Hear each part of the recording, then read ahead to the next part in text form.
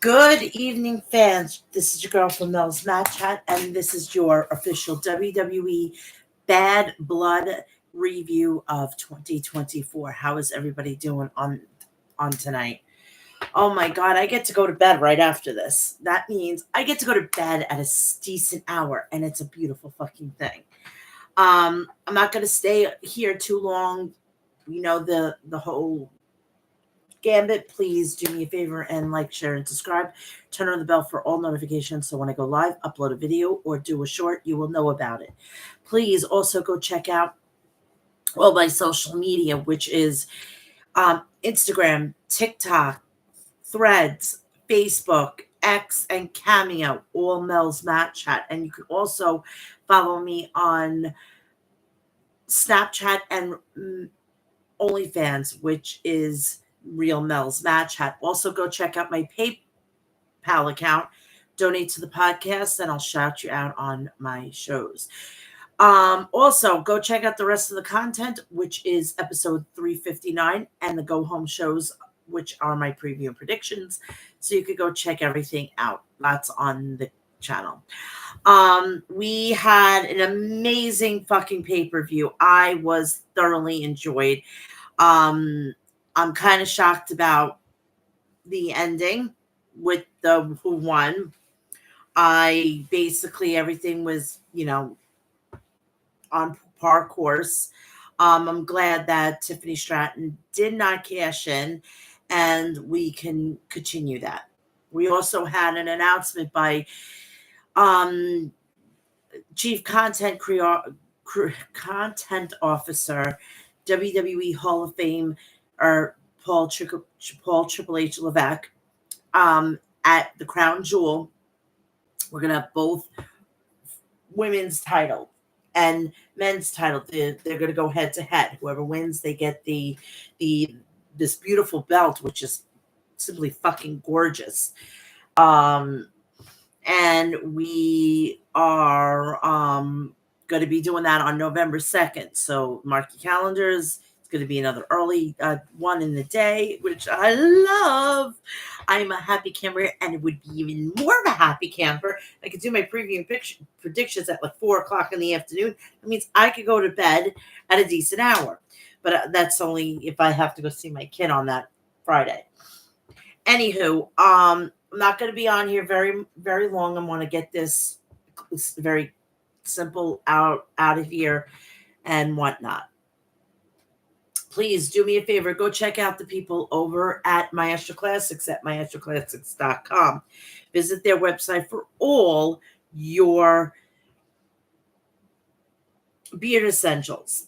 Also, please do me a favor. Go check if your thirst is killing you and you need to murder your thirst and you need the artillery to do it. Go check out Liquid Death at liquiddeath.com.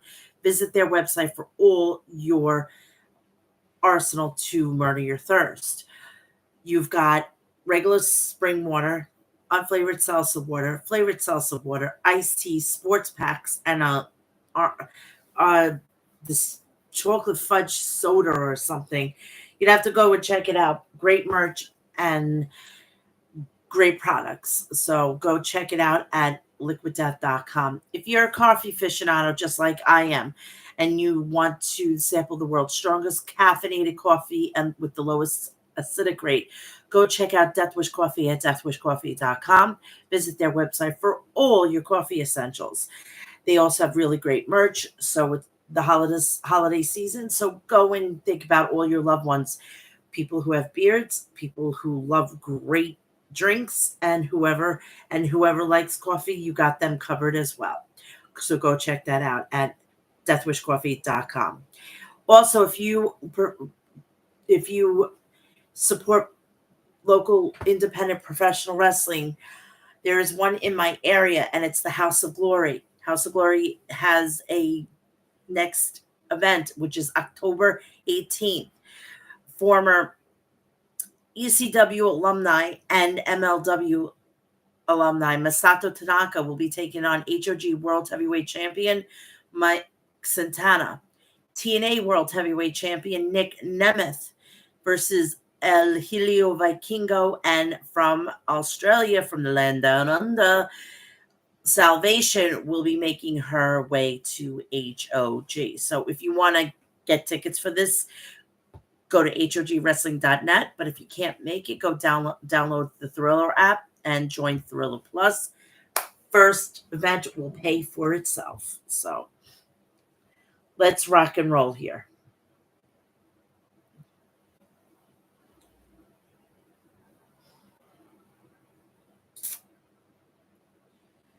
All right, we had matches as followed. Hell in a Cell match. CM Punk versus Drew McIntyre. We had Women's World Championship match. Liv Morgan versus Rhea Ripley. We had the Women's Championship match. Nia Jax versus Bayley. Singles match. Damian Priest versus Finn Balor. WWE Undisputed Heavyweight Champion. Undisputed Champion Cody Rhodes, and the OTC Roman Reigns versus Solo Sikoa and Jacob Fatu. There was no preview matches or anything like that.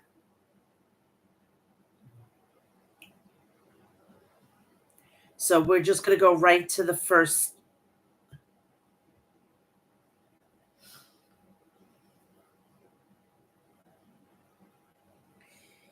We started off with the hosts of the show. Which are Naomi and WWE Women's Tag Team Champions Bianca Belair and Jade Cargill. So they started the show, and the attendance, which was sold out yet again, 16,902. So we were starting off hot. Right in the ringside, we get entrances for the first match, and which we had in the audience. We had WWE Hall of Famer Bill Goldberg and rapper Killer Mike was shown at ringside, which they are doing like in a UFC esque type situation where they show the people in the audience, which I think I like that. I like that a lot. So the Hell in the Cell started off, which is CM Punk and Drew McIntyre. And I like the fact that when they were bringing down the cell, it was another player in this match and in this feud, which I totally love. And I appreciated that so much. It's not even funny. So the match starts off with both men staring each other down. Both men then exchange right hands with one another. And McIntyre sends Punk crashing into the corner and delivers some strikes on him. Punk then responds with a right and left hands of his own. But McIntyre delivers some right hands on Punk. McIntyre then sends Punk out of the ring and looks to send him crashing into the side of the cage. But Punk prevents McIntyre from doing so using his boot. Punk then sends McIntyre into the side of the cage and sends his head bouncing off of it. Then grabs the table from underneath the ring and slides it inside. Punk then grabs a chair and looks to hit McIntyre with it outside the ring. But McIntyre grabs it from Punk and nails him with it. McIntyre then sends Punk crashing into the ring steps and kicks him on the side of his neck. McIntyre then grabs a toolbox underneath the ring and empties it out. McIntyre then grabs a wrench and looks to hit Punk with it. But Punk sees McIntyre coming and delivers some right hands on him. Punk then grabs the wrench and jams it into McIntyre's head before sending him back in the ring. McIntyre hits a boot on Punk's head and sets up the table and slides it into the ring. But Punk stops McIntyre and sends him crashing into the side of the table throat first. Punk then grabs one of the legs of the table and uses it to continue wearing down Punk's throat. And McIntyre's throat, sorry. Punk then sends McIntyre crashing spine first into the other leg and attached to the table and looks to use it to injure McIntyre's eye. I was okay with that because I knew it wasn't going to happen. McIntyre then fights Punk off and rolls out of the ring, but Punk follows McIntyre out and gets him up on his shoulders. McIntyre then escapes and hits a claymore on Punk. McIntyre then sends Punk crashing into the side of the cage head first, then grabs one of the ring steps and hits Punk in the head with it, which I don't want. No more hitting in the head. This is ridiculous. See, I got fucking pissed off with AEW. I'm getting pissed off with WWE. That wasn't necessary. Punk was already busted wide open to begin with. You could have done something else, like raked his face or whatever the case may be. But stop hitting people in the fucking head. It's ridiculous.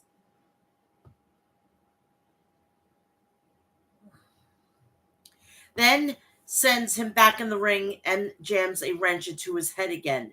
That's another thing I really didn't like, but at least it wasn't a hypodermic fucking needle. Because there's bits and pieces of they're very dull and you can kind of act on it. So which I didn't. There was a problem, but there wasn't a problem. But at least it wasn't a hypodermic fucking needle, dumbasses.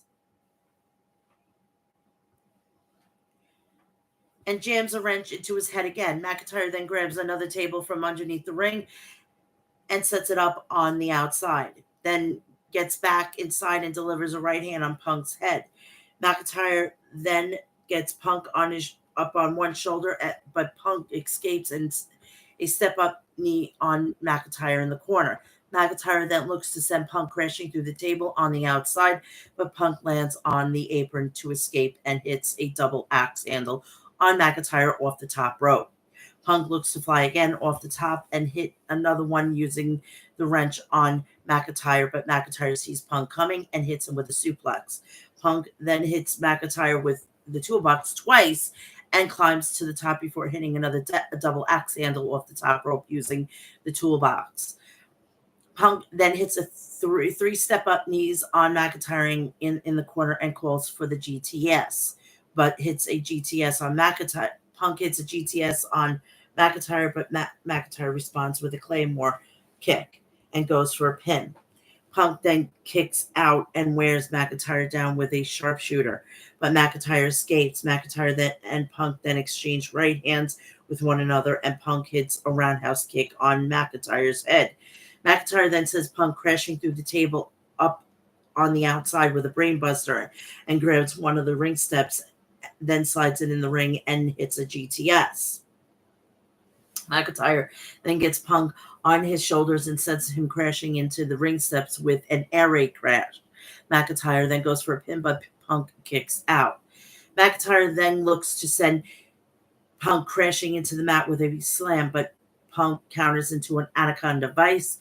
McIntyre then looks to escape with a wrench, but Punk grabs it from McIntyre and hits him with it repeatedly in the head.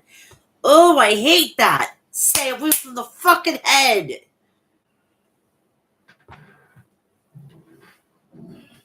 McIntyre then low blows Punk and then grabs a bag from the underneath the ring and empties it out and reveals a bunch of beads and sets up for the Claymore kick. Punk then moves out of the way and McIntyre is sent crashing into the ring step. Punk then wraps a chain around his thigh and then piles some of the beads McIntyre threw out. Punk then shoves several beads into McIntyre's mouth and follows it up with a GTS using the chain on his leg for the win. That's how you fucking do a cage match safely. With the using of the head and the wrench, I just got to keep looking the positive. Fucking, they got it was a fucking, not a fucking hypodermic needle. I gotta think of the bright side, but it wasn't needed.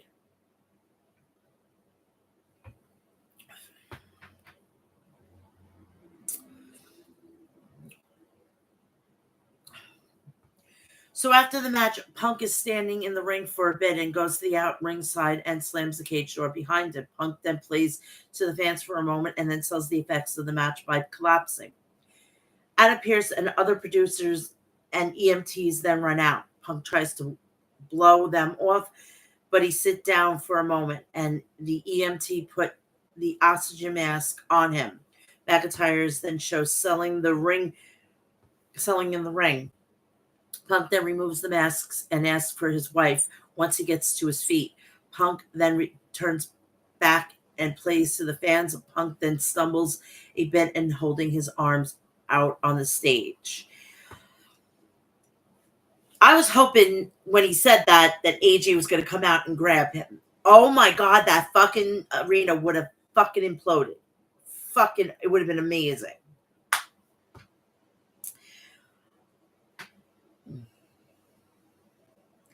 So, we had more legends ringside. It was introduced that WWE Hall of Famer Jacqueline was there, as well as two-time WWE Hall of Famer Booker T, and also former ring announcer Lillian Garcia.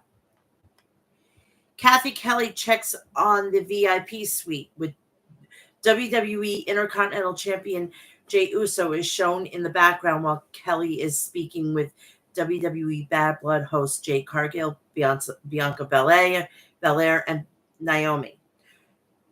Jade Cargill and Naomi says that Mickie James, Peter Rosenberg, and Dallas Page are in the suite. Tully Blanchard is also shown while they are cutting to a shot of DDP. A lot of the legends that have wrestled in that area were there, and I was so fucking happy that Mickie James has kind of came back home, and hopefully bygones will be bygones. And it was great. Her husband works there. It's just a family affair, and I was so happy about that. And well overdue, deserved. Now let's sign her back, Paul. Sign her back. Give her the contract. It should have already been done that tonight. WWE Women's Championship match. Nia Jax versus Bayley. The match starts up with Jax sending Bayley crashing into the corner. Jax then delivers some shoulders on Bayley in the corner, then nails her with a clothesline. Jax then hits a splash on Bayley in the corner and follows it up with the second one in the corner of the ring and puts her in a bear hug. Jax then wears Bayley's calf down with a submission hold, but Bayley makes her way to the bottom rope to escape. Bayley then hits a leg drop on Jax before she goes for the pin, but Jax kicks out. Bayley then hits a neck breaker on Jax using the middle rope, then follows it up with a tope suicida and sends Jax back in the ring. Jax then sends Bayley crashing into the top turnbuckle, then hits her with a hip attack and climbs to the top. Bayley then delivers a few strikes on Jax and then avoids a belly-to-belly on Bayley. Bayley then hits a knee on the side of Jax's head in the corner, then follows up with a super power bomb and a few elbow drops. Bayley then climbs to the top and hits another one before going for the pin, but Jax kicks out. Bayley then sends Jax crashing into the ring steps on the outside. Jax then power bombs Bayley on the ring steps, then sends her crashing into the barricade and sends her back in the ring. Jax then climbs to the top rope, but Bayley escapes. Jax then nails Bayley with a back elbow, but Bayley hits a kick on the side of Jax's head, and Jax falls on top of the referee. Bayley then hits a rose plant on Jax and pins her, but the referee is still down and doesn't see the fall. Tiffany Stratton then appears with her women's Money in the Bank briefcase in hand, hits Bayley with it, then gets the referee up. The referee then hands Stratton her briefcase back, but Jax mistakenly thinks that Stratton was about to cash in. Jax then gets in Stratton's face, opening the door for Bayley to roll her up. Jax then kicks out and Bayley climbs to the top, but Stratton throws her briefcase at her. Jax then hits Bayley with a Samoan drop off the ropes and follows up with an Annihilator, and that was it. So she picks up the win. So after the match, Jax heads to the back alone while Stratton holds her briefcase as she remains at ringside. We get a video footage of Xavier Woods playing the new Dragon Ball video game. Okay. Oh my God. We get a video package and the entrance for the next match, which is Finn Balor versus Damian Priest. There was no fucking title on the line, and it was really fucking good. Oh my God, that was so good.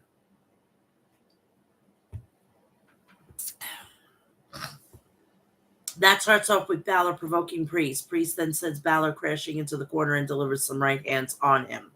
Priest then delivers some stomps on Balor and sends him crashing into the mat. Priest then nails Balor with a boot, then follows it up with a kick on his head, and then sends Balor crashing into the floor from the apron. Balor then hits a sling blade on Priest on the outside, then delivers some stomps on him in the ring. Balor then hits Priest with a Russian leg sweep. Balor then delivers another stomp on Priest's spine and locks in the abdominal stretch on him, but Priest escapes and sends Balor crashing into the mat. Priest then nails Balor with a clothesline and follows up with a broken arrow.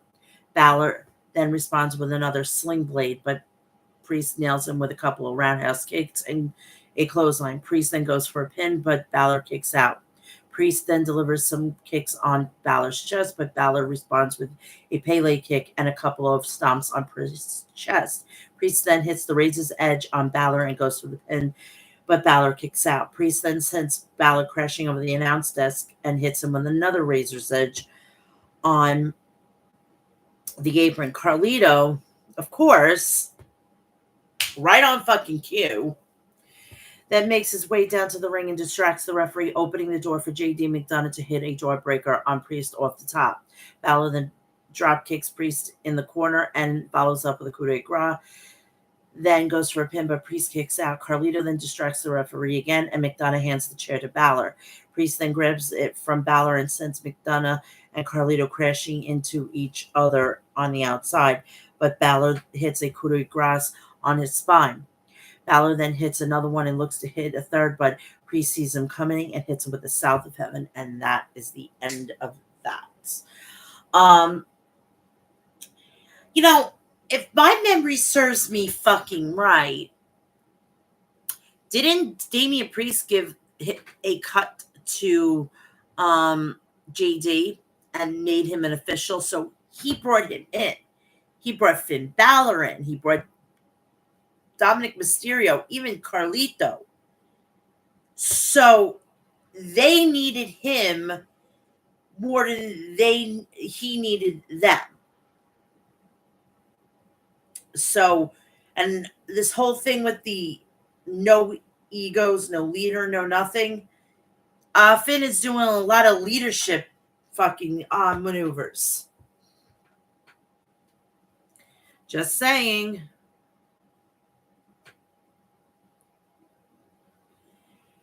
We get an ad for WWE Survivor Series War Games, which take place Saturday, November 30th in Vancouver. WWE Content Officer Paul Triple H Levesque, which is also WWE Hall of Famer, is shown from gorilla position writing on a piece of paper. Michael Cole and Corey Graves then hypes the three previously advertised matches for Monday Night Raw. Cole then thanks the future. Thanks.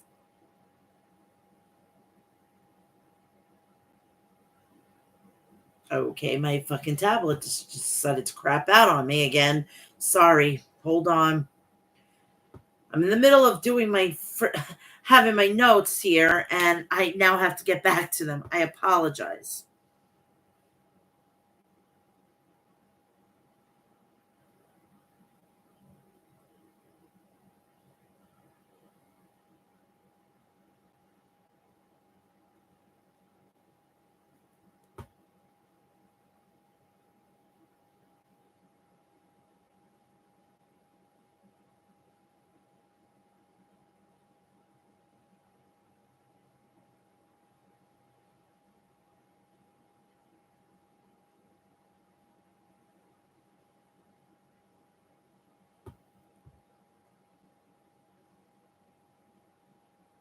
I apologize, people. I'm sorry, my fucking thing is slow.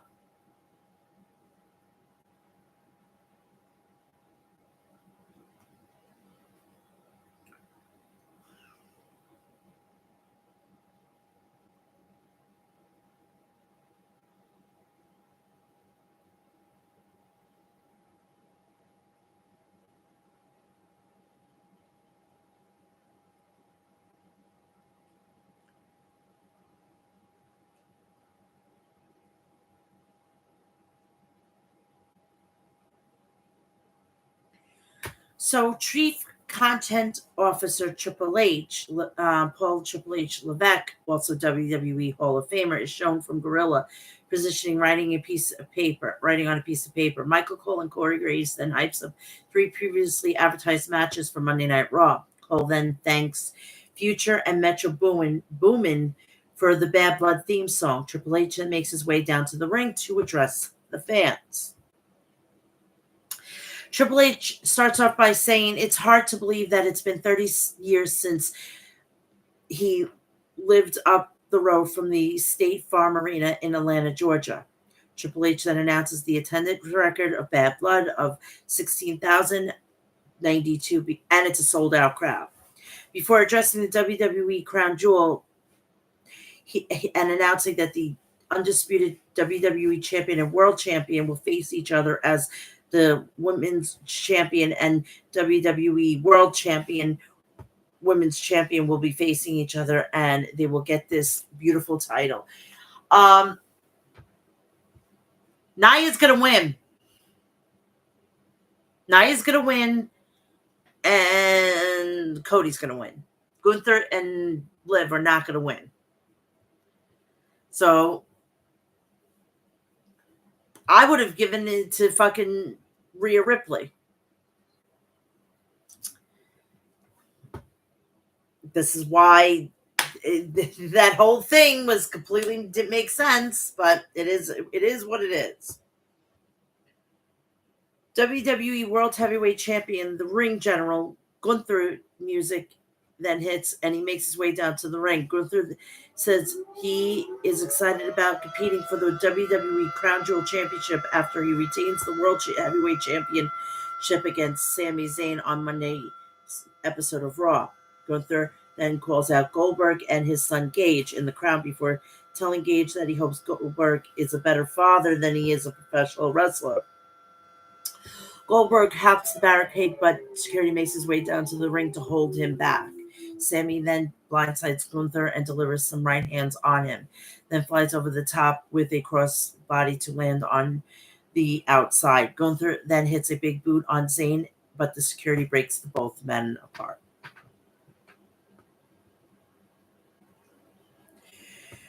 We then return to the ring where Triple H raises the arm of Goldberg. Commentary then speaks about Crown Jewel, announcing while Goldberg passes them, hops the barricade and rejoins his family.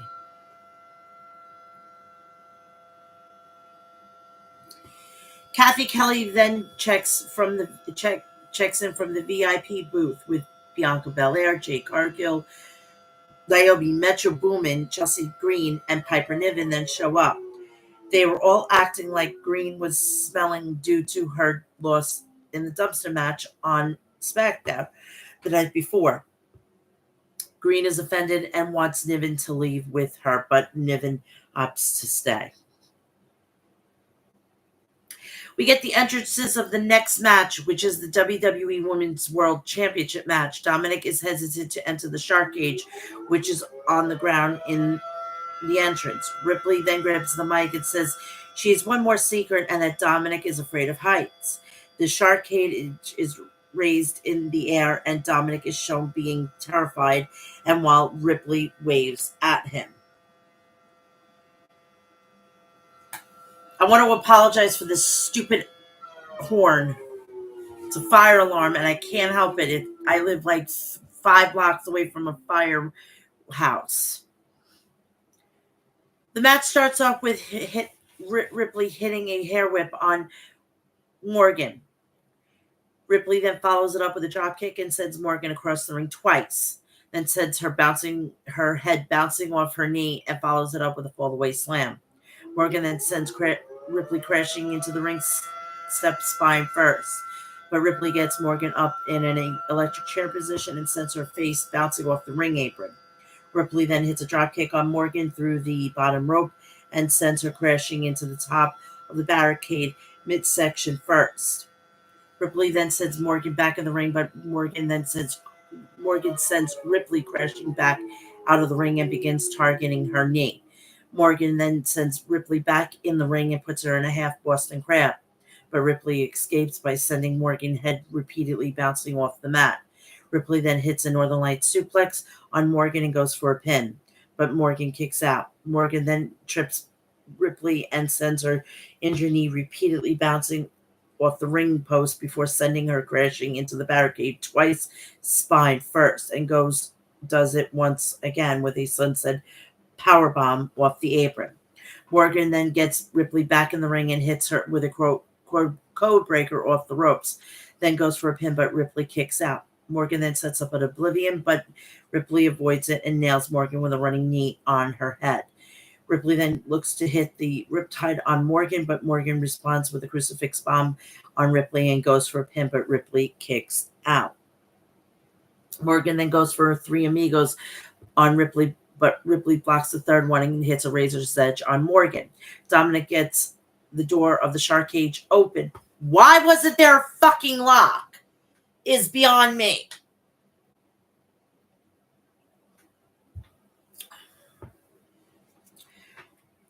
But has nowhere to go, being suspended in the air with a fear of heights. Ripley then hits a frog splash off the top rope on Morgan and clinches in the prism trap.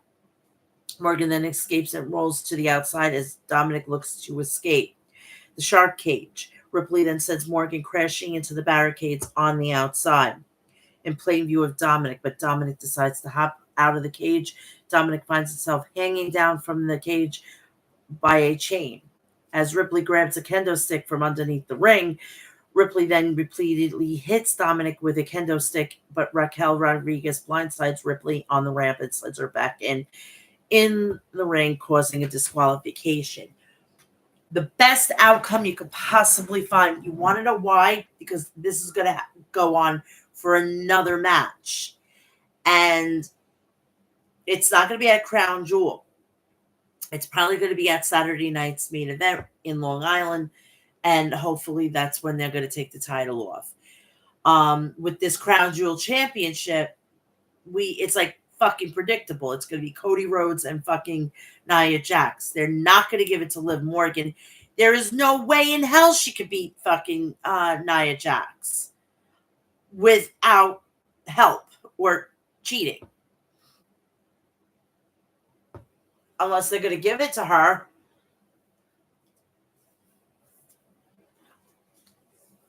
But we have an out, because then she's like, I got a DQ. I won by DQ. I deserve another title match.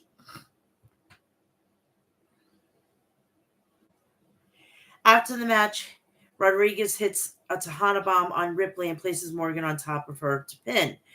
Raquel Rodriguez then grabs the Women's World Championship and hands it to Morgan. We get a video, which that was stupid because it was a disqualification. And didn't she hear the bell? Why would she want to do that? We get a video vignette that is expected to be the arrival of the Motor City Machine Guns, Alex Shelley and Chris Sabin, to the main roster. We get an ad for WWE Crown Jewel, which is set to take place on Saturday, November 2nd in Riyadh, Saudi Arabia. Michael Cole hypes the Bad Blood press conference after the conclusion of the show.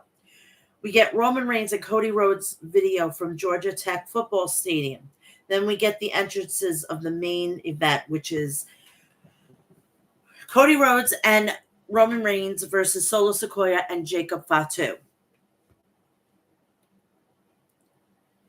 So the match starts off with Rhodes and Jacob Fatu. Rhodes then hits a signature slap on Fatu. Solo Sikoa then gets into the ring, as does Reigns. Solo and Reigns then both return to the apron after Rhodes and Fatu find themselves involved in an intense stare down. But Sequoia and Reigns then tag in. Reigns then delivers some strikes on Sequoia, but Sequoia hits Reigns with a kick on his face and follows it up with a headbutt. Reigns then delivers some right hands on Sequoia in the corner and follows up with a back elbow and sends him out of the ring. Fatu then gets inside and stares down Reigns, opening the door for Sequoia to nail Reigns from behind and hit him with a headbutt. Fatu then hits a few headbutts on Reigns from the apron, then follows it up with a right hand on him in the corner and a hip attack. Fatu then tags in and hits another hip attack on Reigns in the corner. Fatu then hits a headbutt on Reigns in the corner and follows it up with a right hand. Fatu then charges at Reigns, but Reigns moves out of the way and sends Fatu crashing out of the ring. Rhodes then tags in and hits a power slam on Fatu. Rhodes then sets up a crossroads, but Fatu escapes. Rhodes then nails Sequoia on the apron, but turns around into a Samoan drop from Fatu. Fatu then sends Rhodes out of the ring and tags in Sequoia. Sequoia then hits a sprinting solo on Rhodes on the apron, and both men get back into the ring. Sequoia then hits Rhodes in the corner and hits him with a splash, then tags in Fatu. Fatu and Sequoia then send Rhodes' legs bouncing off the mat, and Fatu hits a headbutt on him. Sequoia then tags back in and delivers some right hands on Rhodes in the corner before tagging Fatu back in. Fatu then hits a assisted hip attack on Rhodes in the corner with Sequoia, and Sequoia hits a hip attack on his own. Rhodes then looks to tag in Reigns, but Reigns is pulled off by Sequoia. Fatu then hits a swanton bomb off the top on Rhodes, but Rhodes manages to make the hot tag to Reigns. As Sequoia tags in on his side, Reigns then sends Sequoia crashing into the corner face first, then calls for the Superman punch, and it looks to hit. Sequoia then sees it coming and sets up a Samoa spike, but Reigns rolls him up. Sequoia then kicks out, and Reigns hits him with a spear Superman punch. Reigns then goes for a pin, but Sequoia kicks out. Fatu and Sequoia then hit a double super kick on Reigns, and both climb to the top. Fatu then hits a moonsault on Reigns, and Sequoia follows it up with a splash. Sequoia then pins Reigns, but Rhodes then breaks the fall.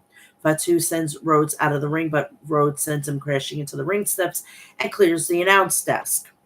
That poor announce desk, for the love of Jesus. For Christ's sake, for the love of God.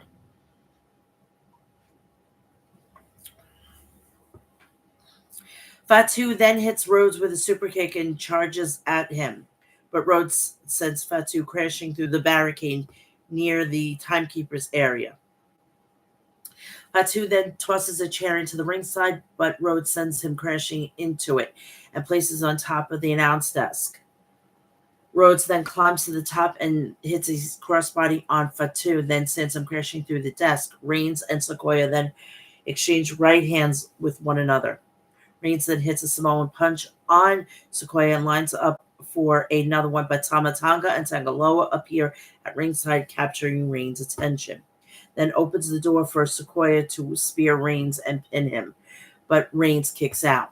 Sequoia then berates Reigns and looks to hit a Samoan spike on him, but spots a hooded figure from behind Tangaloa and Tamatonga.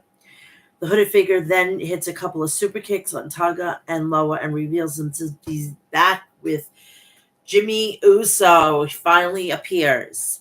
This opens the door for Reigns to hit a spear on Sequoia for the win, and Rhodes and Reigns are victorious. Glad about that. So glad. So then after the match, Roman Reigns and Jimmy Uso hug each other, and that was a little tear drop. Jimmy then holds up Reigns' hands in victory, but Reigns spots Rhodes across the ring. Reigns then looks to head to the back with Jimmy, but the bloodline attacks Rhodes in the ring. Jimmy then tells Reigns they have to help Rhodes, and Reigns agrees. The two then head back to the ring to even the odds to take down the bloodline. Reigns then picks up the undisputed WWE Championship and hands it back to Rhodes. Rhodes then holds it up, but The Rock's music hits, and then he makes his way out down to the ring. The Bloodline then retreats through the crowd as The Rock stares down Rhodes, Reigns, and Jimmy in the ring. The Rock holds up the number 1, 2, 3, then heads to the back as the show comes to the close. This is a PLE. These are the PLEs of what I want to see, and I am so fucking happy about that. Fucking, what time is it? It's 10:30. I am going to be going to bed. Yes, and it's under an hour. I'm a happy camper with that. I'm exhausted. I've been up since 6 o'clock this morning, so this is going to be a great thing for me to actually walk into my room and be able to get into my bed by a decent time after a WWE PLE. So that is that. Now, what do we think about what's going to go on with The Rock? Do we get him at, we won't get him at Crown Jewel. Does this start to work with the Survivor Series? Does it do something else? Do we, we're just going to have to keep on, but it's going to be fucking fantastic and exciting. And that is it. I'm like 45 minutes and I'm in and I'm out. I am tired. I want to go to bed. Excellent pay-per-view, very quick, easy, painless, and it's airy and it's in and it's out and we're golden. I want everybody to have a great rest of your weekend. Please check out the content on the channel. Please go like, share, and subscribe. Turn on the bell for all notifications. So when I go live, upload a video or do a short, you will know about it. Check out my PayPal. You can donate to the podcast, and I will gladly shout you out. Give me a message, whatever you want to do. Please also go check me out on my social media, which is Instagram, Facebook, Threads, TikTok, X, Twitter. TikTok and Cameo, all Mel's Matt Chat. Please also go check me out on my Snapchat and my OnlyFans, Real Mel's Matt Chat. I will be back here either Thursday or Friday, depending on if I'm going to cover Wrestle Dream or not. I will let you know on Wednesday if I'm going to go live on Thursday or Friday. But I will be here at 2 o'clock, whatever the case may be. I will be here at 2 o'clock. So I want everybody to have a great rest of your weekend. Please go check out also Maestro Classics at maestroclassics.com, Liquid Death at liquiddeath.com, Deathwish Coffee at deathwishcoffee.com, and go check out House of Glory at hogwrestling.net. Again, go check out everything that's on the channel and just follow me on my social media. I will be back here either Thursday or Friday of this week. It will be a game time decision on whether I'm going to do Wrestle Dream. All right. I love you and enjoy the rest of your Saturday. And Bad Blood, 2 thumbs up. Very good balance. Have a good evening. I love you all. Good night. Bye.